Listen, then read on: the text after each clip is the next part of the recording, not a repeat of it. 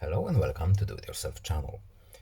Today I will show you where to find the option, how to turn on and how to turn off a screenshot preview on a floating window after we take a screenshot in Realme 14x phone. So how to turn on, how to turn off our screenshot preview after we take a screenshot. So first settings, then accessibility and convenience menu. Then we need to scroll down to screenshot.